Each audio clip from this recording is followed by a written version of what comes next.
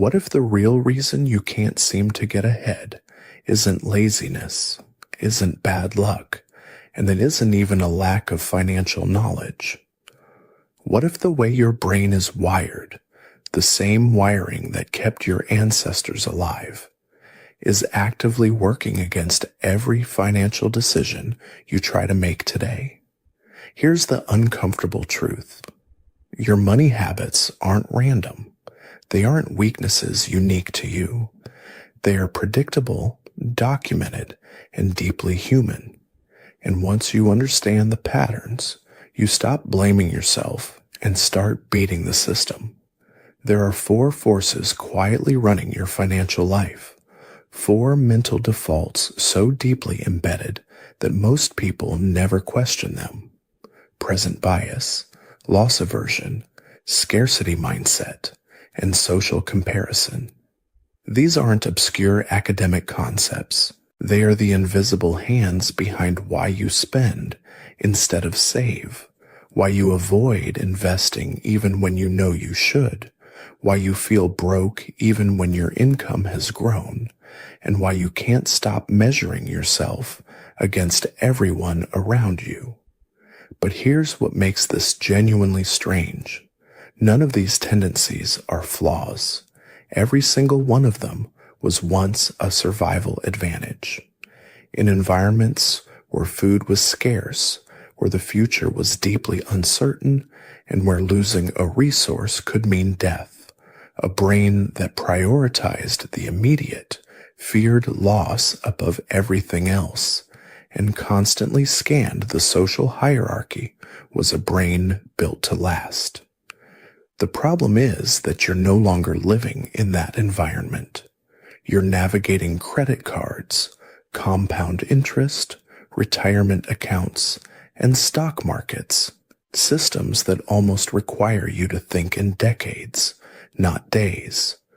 And your ancient brain has absolutely no idea how to do that naturally. Let's start with present bias, because it's probably the one costing you the most money right now.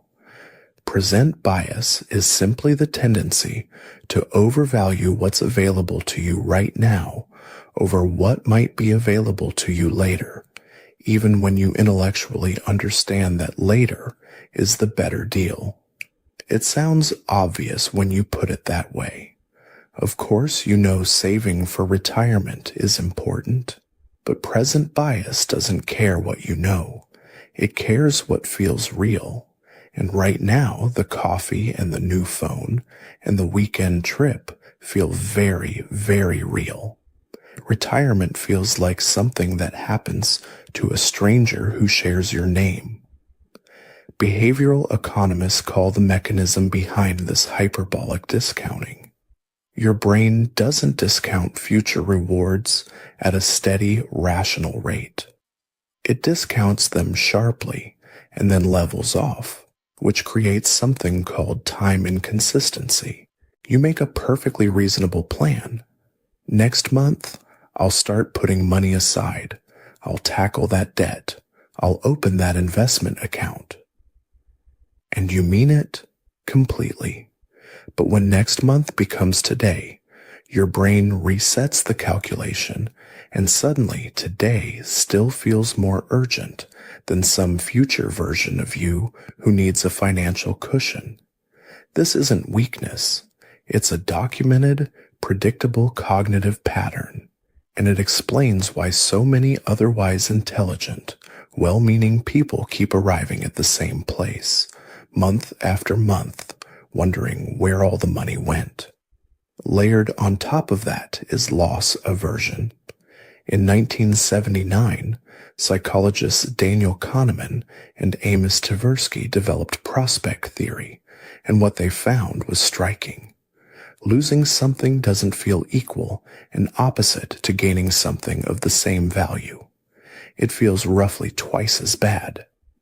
The emotional pain of losing $100 is, on average, about twice as powerful as the satisfaction of gaining $100. So your brain, running its own quiet risk calculation, will often steer you away from any scenario where loss is possible, even when the math clearly favors taking the chance.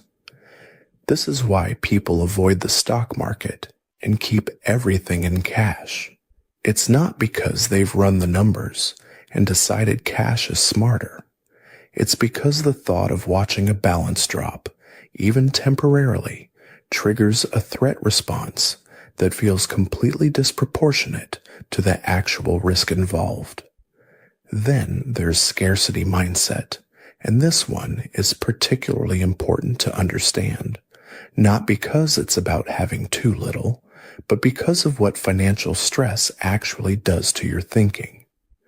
Research by economists Sendil Mullainathan and Eldar Shafir found that when people are under financial pressure, their cognitive bandwidth narrows dramatically. They called it tunneling. You lock in on the immediate shortage, and everything outside that tunnel fades. Field studies on farmers in India showed that the same people made significantly worse decisions when they were cash stressed before harvest than after it, a cognitive drop roughly equivalent to losing 13 IQ points.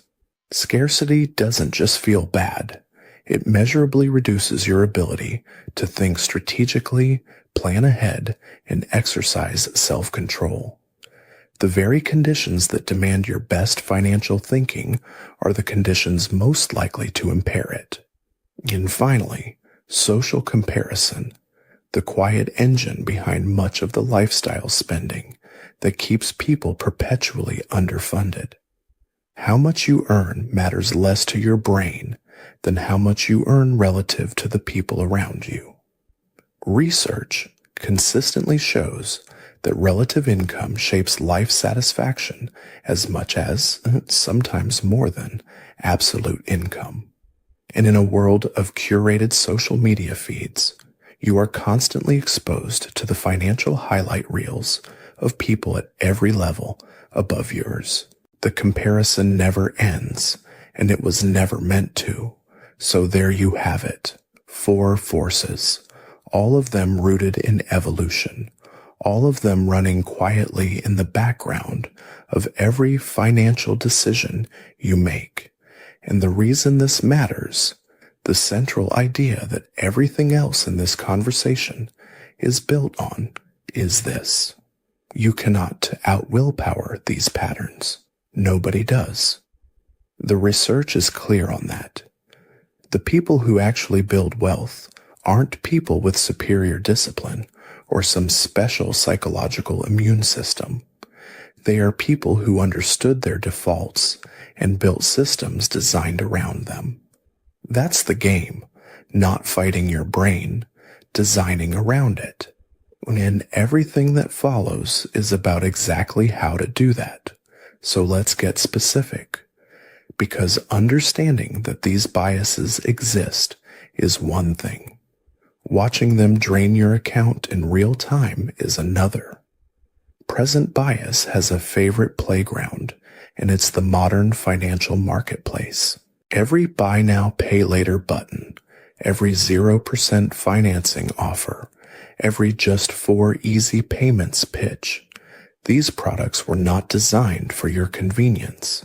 They were designed by people who understood exactly how your brain works and built an entire business model around exploiting it. They separate the pleasure of getting something from the pain of paying for it. They push the cost into the future, where your brain naturally discounts it. And because future pain always feels smaller than present pleasure, you say yes far more often than the math would ever justify. The same pattern plays out in slower, less obvious ways every single day. You plan to start investing next month. Next month becomes the month after. The month after becomes next year. This isn't procrastination in the casual sense. It's time inconsistency doing exactly what it's designed to do, making the future plan feel reasonable right up until the future becomes the present, at which point the calculation resets and something more immediate always wins. You're not failing to follow through because you lack discipline. You're failing because your brain is running on software that never evolved to care about compound interest over 30 years. Here's the quiet damage that does. Someone who starts investing at 25 and someone who starts at 35 aren't just 10 years apart. Depending on the numbers, that decade of delay can cost more than the total amount the late starter ever manages to contribute. The math on compounding is not forgiving of hesitation, but present bias doesn't show you the math. It shows you what you could do with that money right now, and right now always wins the emotional argument. And this is where it gets even more interesting, because now we're not just talking about spending behavior. We're talking about something that quietly shapes the entire architecture of how people relate to money over a lifetime. Loss aversion kicks in the moment you start thinking about actually putting your money somewhere it could grow. You know intellectually that markets over long periods have historically trended upward. You know that sitting in cash means inflation is quietly eroding your purchasing power every single year. You know all of this. But the moment you imagine watching your portfolio drop by 15 or 20%, which is not an extreme scenario, it's a completely normal market event, something shifts. That imagined loss doesn't feel like an abstraction. It feels like a threat, and your brain responds to financial threats the same way it responds to physical ones. It wants out. Kahneman and Tversky's research put a rough number on this asymmetry. Losses hurt approximately twice as much as equivalent gains feel good. So $1,000 gain produces a certain level of satisfaction, but $1,000 loss produces about twice as much emotional pain. The ratio isn't a fixed law. It varies across individuals, stakes, and contexts, and experienced investors often show less pronounced reactions. But the directional finding is remarkably consistent. Your brain is not running a balanced ledger. It is tilted heavily toward protecting what you have, even when protecting it quietly guarantees a worse outcome. You see this everywhere in how ordinary people handle their money. They hold too much cash because cash feels safe, even as inflation slowly carves out its value. They avoid equities entirely because the word risk activates a fear response rather than a probability calculation. When they do invest and the market dips, they sell, locking in the exact loss they were afraid of, and then wait on the sidelines until prices recover, which means buying back in after most of the gains have already happened. They sell their winning positions too early because a gain feels fragile, like it might disappear. And they hold their losing positions too long because selling means making the loss official, and as long as the position is open, some part of the brain can still pretend the loss isn't real. Every one of these behaviors feels protective in the moment.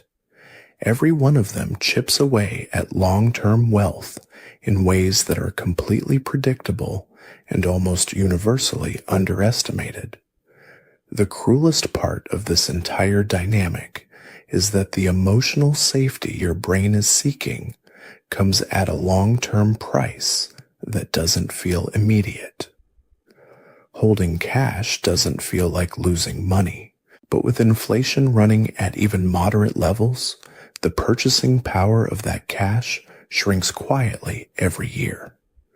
Missing a decade of compound returns doesn't register as a loss because you never had it to lose. The damage is invisible, which makes it almost impossible for loss aversion to protect against it, because loss aversion only responds to things that feel like losses, and a future you never built doesn't feel like anything at all. So what actually works? The research is consistent here, and the answers are less about discipline than about design. Automatic transfers scheduled the moment your paycheck arrives don't give present bias a moment to intervene. The money moves before your brain starts negotiating. Commitment devices, pre-agreed rules like I don't touch this account before a specific date, take the decision out of the moment entirely, which is the only way to reliably beat time inconsistency. And when it comes to loss aversion and investing, the single most powerful reframe isn't telling yourself to be braver. It's changing what you define as a loss in the first place. A market that drops 15% and then recovers isn't a loss. It's volatility. It's noise. It's the normal texture of how long-term returns are delivered. If you define every dip as a personal financial emergency, you will behave as though every dip is a personal financial emergency, and your returns will reflect that. The investors who build real wealth over time aren't the ones with the strongest nerves. They're the ones who made peace in advance with the fact that the journey looks terrifying from certain angles. They pre-accepted the volatility as part of the deal, automated the behavior they knew they'd talk themselves out of in the moment, and then largely left the system alone. Your brain wants the sure thing now. Real wealth almost always lives in the uncertain later. The gap between those two places is where most people get stuck, and where everything you're about to learn is designed to help you move. Here's something that changes the way you think about every financial mistake you've ever made or watched someone else make. We've been talking about biases that distort how you think about time and risk. But there's a third force at work, and it operates differently. It doesn't just skew your preferences. It actually reduces the raw cognitive capacity you have available to make decisions in the first place. It shrinks the playing field, and it does it quietly without announcing itself. This is scarcity mindset, and it's not a personality type or an attitude problem. It's a measurable psychological state that gets activated when you have too little of something critical. And when the thing you have too little of is money, the effects reach into every corner of how you think, plan, and choose. Mullainathan and Shafir, the researchers who formalized this concept, described it with a term that's worth understanding precisely. They called it tunneling. When you're under financial pressure, your brain doesn't distribute attention evenly across your life. It narrows. It fixates on the immediate shortage with an intensity that crowds out almost everything else. The overdue bill becomes the only thing. The urgent expense dominates the mental foreground. And everything else, the long-term plan, the investment opportunity, the insurance you haven't reviewed, the budget spreadsheet you keep meaning to open, gets pushed to the periphery, not because you don't care about it, but because your mind genuinely doesn't have room for it right now. That narrowing has a cost they call the bandwidth tax.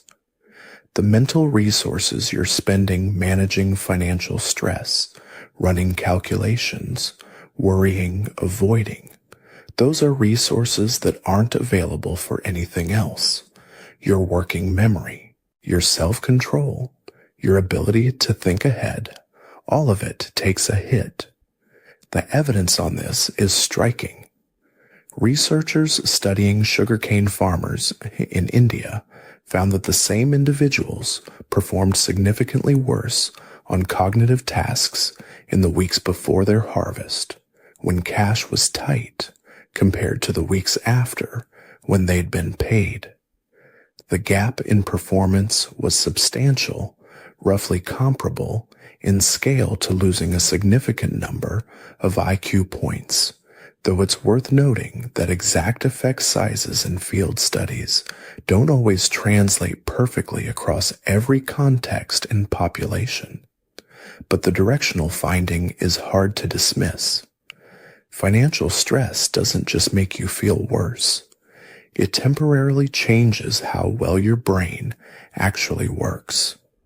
And this is where the trap closes. Because when you're in scarcity, the decisions you need to make most carefully are exactly the ones you're least equipped to make well. Think about what that looks like in practice. You're cash-strapped, and an urgent expense appears. The mentally available solution is the one right in front of you. The payday loan, the high-interest credit card, the short-term fix that costs far more than a slower solution would have. You're not choosing that option because you're reckless. You're choosing it because tunneling has made it the only option that registers. Meanwhile, a cheaper obligation, the car insurance payment, the utility bill, the account that could have been set to auto pay, slips because it wasn't screaming at you loudly enough to break through the mental noise.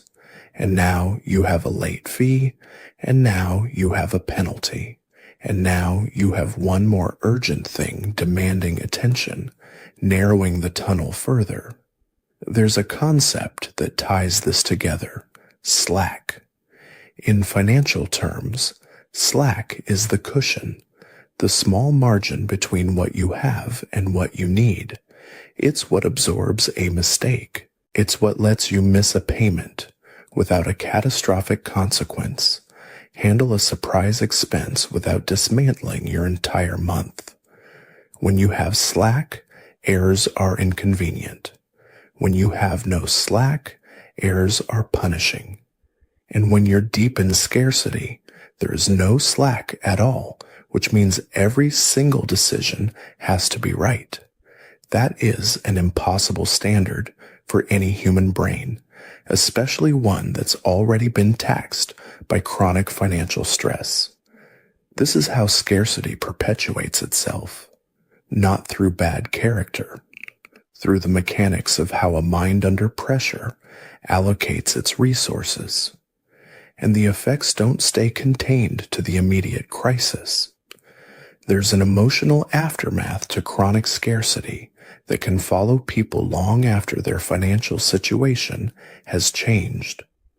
Some people who grew up with genuine deprivation or who spent years in financially precarious situations find that even after their income rises, the behavior doesn't simply reset. They oversave in ways that create their own problems. They hoard. They feel constant low-grade anxiety even when the numbers say they're fine. They struggle to spend on things that would genuinely improve their lives, not because they've made a careful calculation, but because the nervous system learned a lesson. Scarcity is always one mistake away. And that lesson doesn't unlearn itself just because the bank balance changed. This isn't dysfunction. This is adaptation. The brain that stayed alert, that treated every expense as a threat, that never let its guard down, that brain was doing its job in a genuinely difficult environment. The problem is that the same wiring that was protective under real scarcity becomes a source of stress and missed opportunity in a more stable environment. The habits formed under pressure don't automatically dissolve under safety. What matters, and this is the central point of everything in this section, is that none of these behaviors are moral failures. They are not evidence that certain people are bad with money or lacking in discipline or fundamentally different from people who seem to manage their finances more easily. They are predictable outputs of a mind under specific types of pressure. Financial stress changes decision quality, not just attitude, not just mood, the actual quality of the thinking. When you understand that, you stop asking why someone made an obviously bad financial choice and start asking what their bandwidth looked like when they made it. You stop judging and start getting curious about the conditions that produce certain behaviors. And more importantly, you stop judging yourself the same way. Because here's what this opens up. If scarcity is a state created by conditions, not by character, then it can be interrupted. If tunneling is what happens when there's no slack, then creating even a small amount of slack begins to widen the tunnel. If the bandwidth tax is real, then reducing the number of urgent financial fires burning at any given moment genuinely frees up the cognitive space to make better decisions. The cycle is real, but it has an entry point, and understanding how it works is the first step toward working on the conditions rather than blaming yourself for the symptoms. So we've seen how your brain discounts the future, how it flinches from loss, and how financial stress literally narrows your thinking. But there's one more force working against you, and this one is arguably the most insidious because it's invisible, it's social, and it never turns off. It's comparison. Here's what the research actually shows. Your financial satisfaction is not primarily determined by how much money you have. It's determined by how much money you have relative to the people around you. Studies on income and well-being find that relative income, where you stand in relation to your reference group, predicts life satisfaction as strongly as, and sometimes more than, absolute income. You can be objectively earning more than most people in human history and still feel financially behind. And if the people around you are doing better or appear to be doing better, that feeling isn't just an illusion. It has real behavioral consequences. This was already a problem before smartphones existed. Now consider what social media does to it. Every platform is a curated highlight reel of purchases, vacations, renovations, and announcements.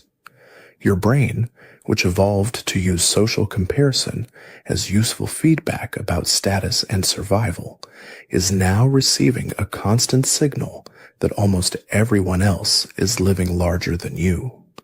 That signal is false. It's a distorted sample, but your nervous system doesn't fact-check it. It just responds. And it responds by generating either the urge to keep up, spending you can't afford on signals you don't need, or a creeping sense of futility, a quiet voice that says there's no point trying because you're already too far behind. Both of those responses are expensive. The overspender racks up debt chasing a lifestyle that doesn't reflect their actual financial reality. The person paralyzed by comparison doesn't invest, doesn't start, doesn't build, because the gap looks too wide to close. Different personalities, different circumstances, same root cause, same trap. Understanding the trap is necessary, but it's not sufficient. You need something to replace these patterns with. Not motivation. Motivation is temporary. Systems, frames, a different identity to operate from. Here are 5 concrete mind shifts, each tied to a mechanism that actually works.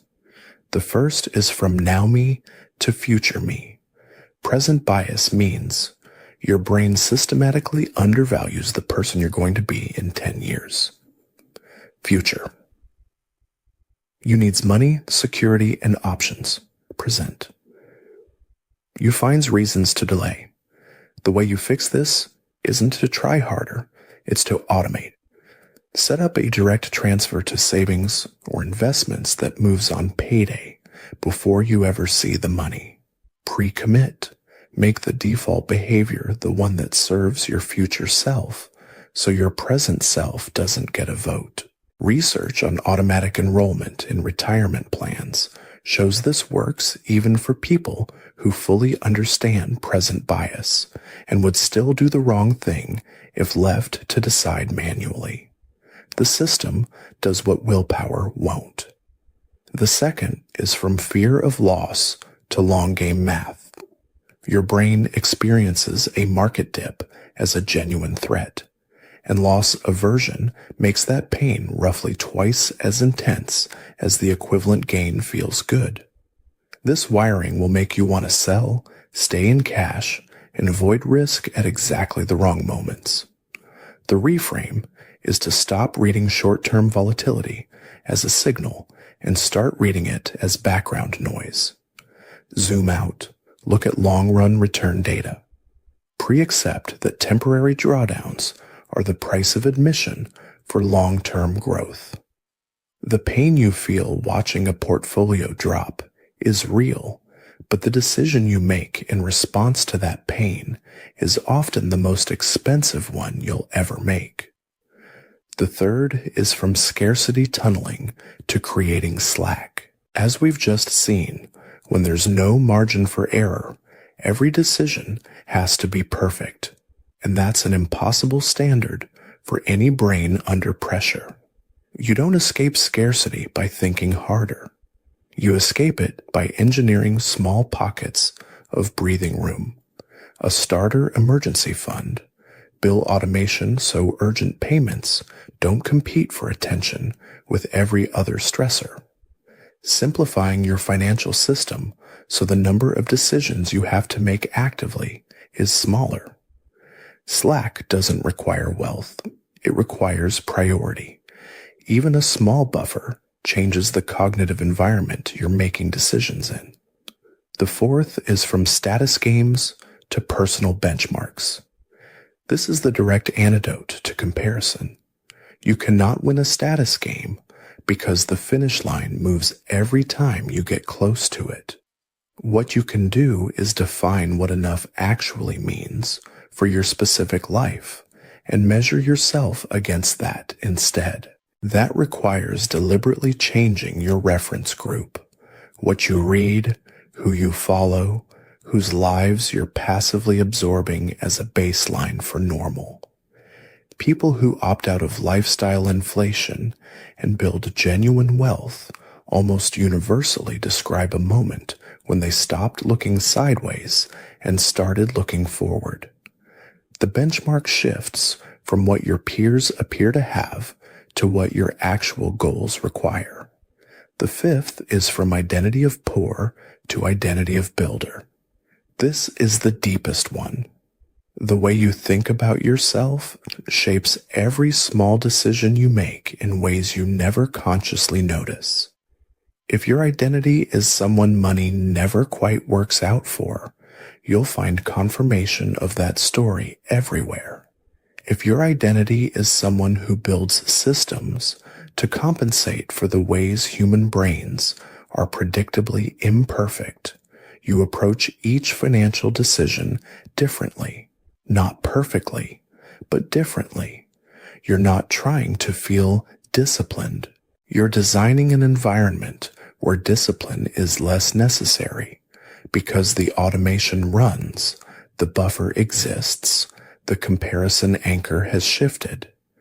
And that is the core message of everything we've covered. Better money outcomes don't come from waiting until you feel ready or disciplined enough or confident enough. They come from changing the systems and the identity, not the emotions. Your brain was shaped by evolutionary pressures that have nothing to do with compound interest or index funds. The four forces, present bias, loss aversion, scarcity mindset, social comparison, are not character flaws.